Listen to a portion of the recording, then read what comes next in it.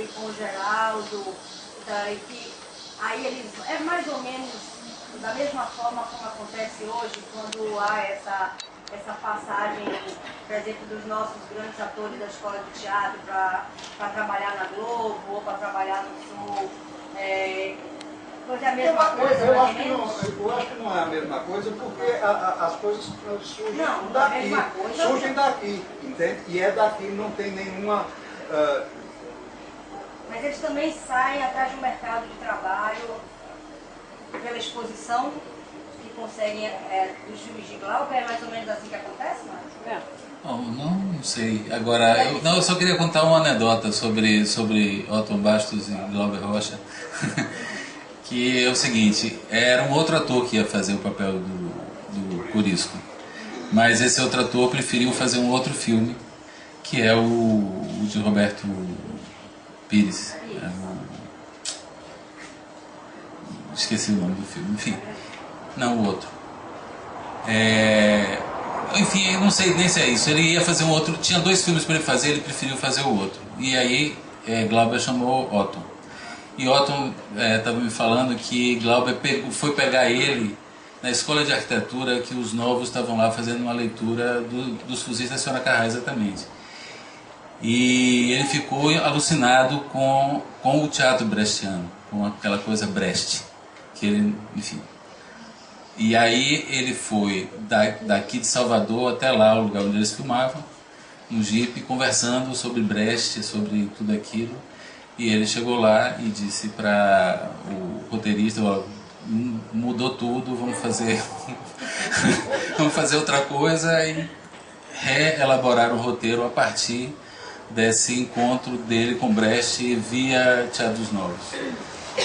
Mas a anedota não era nem essa, era o seguinte, existe um recibo do Teatro dos Novos lá no memorial do Teatro Vila Velha, que é Glauber Rocha paga 100 cruzeiros de calção de luva, né, para Otton deixar de fazer os ensaios do Eles Não Usam Black Tie para ir durante um tempo determinado para filmar. Acabou o tempo determinado, ele voltou, não acabou o filme. A última cena foi filmada aqui em Salvador, no União, naquela igreja do União, porque tinha acabado o contrato dele com, quer dizer, a liberação do Teatro dos Novos para ele ir filmar com Glauber. Então essa é a história, isso está lá documentado lá no Teatro dos Novos. Você não, Lia. Lia, que não, a minha pergunta não foi que não foi a mesma coisa, assim, dele sair daqui para ir para... Não era. Arildo respondeu bem, o foco era aqui mesmo. Não tinha referência de Rio. E Otton, quando foi para São Paulo, não foi fazer. Ele passou anos sem querer ir para a televisão. Anos. Se recusava, só fazia teatro. Era outra coisa. Porque era apenas a expressão artística daqui, nossa. E não tinha essa coisa de ir. Eu estou pensando nesse presente. Você falou em trazer Maria Fernanda. Sim. E veio Sérgio Cardoso. Então havia já no Sul. Mas não tinha televisão. Não tinha televisão. Isso muda tudo. Não era mídia, era outro barato, era terra. Houve uma tentativa de uma indústria cinematográfica que foi Veracruz, não sei o que não deu certo. Não existia uma indústria cinematográfica, não existia uma indústria televisiva, existia o grande teatro da metrópole. Rio era a capital, era a metrópole. Então os grandes atores, os grandes teatros, os grandes diretores estavam lá. São Paulo é uma metrópole econômica, então também... A única coisa que vingou em termos de indústria cinematográfica nessa época é a Atlântida, com as chanchadas. Mas Otton e Geraldo, nas participações dos filmes de Glauber, terminam ganhando uma projeção nacional, foram fazer teatro. E foram fazer teatro em São Paulo e no Rio, na Oficina, na Opinião. Sim, mas era marginal. Tinha nada com mídia. Martim Gonçalves trabalhou lá em São Paulo na tentativa da indústria de cinema lá, da Veracruz. Na Veracruz. Porque Martim tinha estado na Inglaterra junto com Alberto Cavalcante, que depois é que veio para... que era um dos cabeças da Veracruz. uma outra pergunta. Gostaria de fazer uma pergunta também. Há um episódio interessante aí no Titãs de Amídia, que é a radionovela. A radionovela ela também instaura um momento muito interessante já do mercado e de audiência, fazer crescer essa espiritual de audiência naquele período.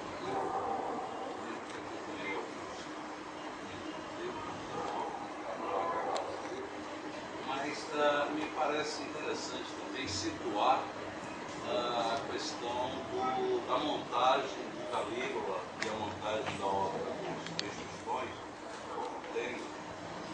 que se deu no palco incendiado dos escombros ali do Teatro Castro Alves, iniciativa do Martim Gonçalves.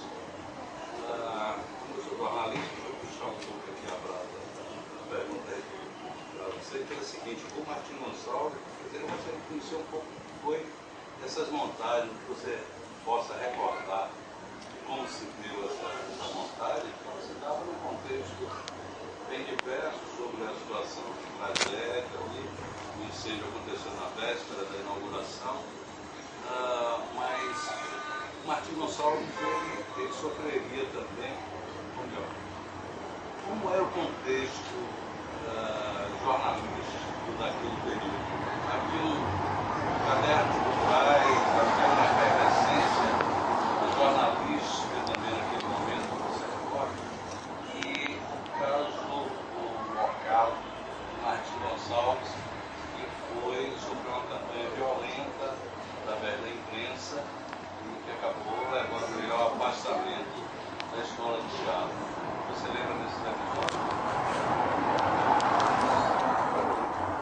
Nessa época, em que o afastamento do grupo no Teatro Nova, em que Martim sai em 61,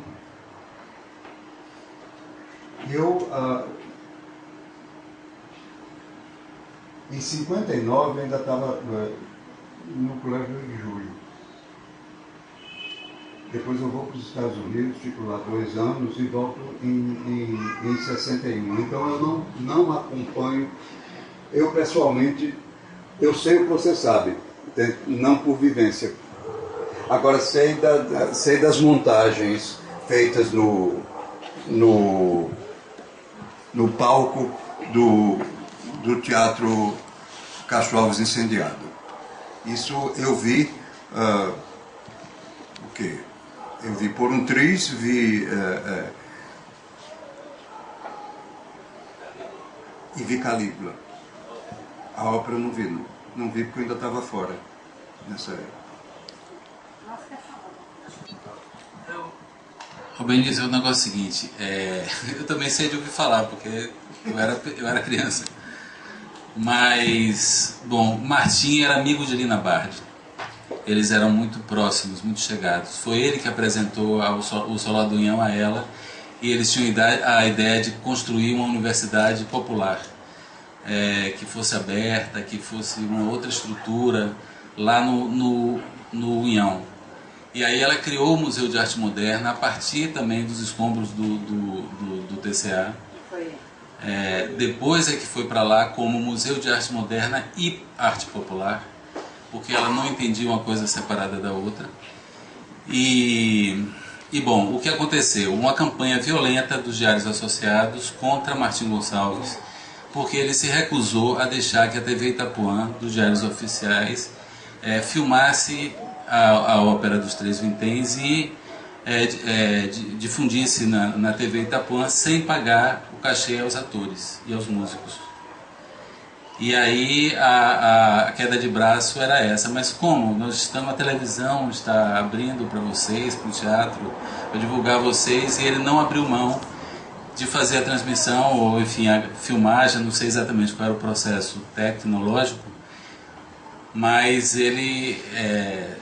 a história que eu sei é essa, e aí começou uma campanha contra ele. O que acontece é que também Martim Gonçalves tinha essa ruptura com o Teatro dos Novos. E o Teatro dos Novos ganhou força do Diários Associados porque eram, em tese, os antagonistas de Martim e da escola. E esse mito do antagonismo da escola ou melhor, do Teatro Vila Velha com a escola de teatro, eu sofro até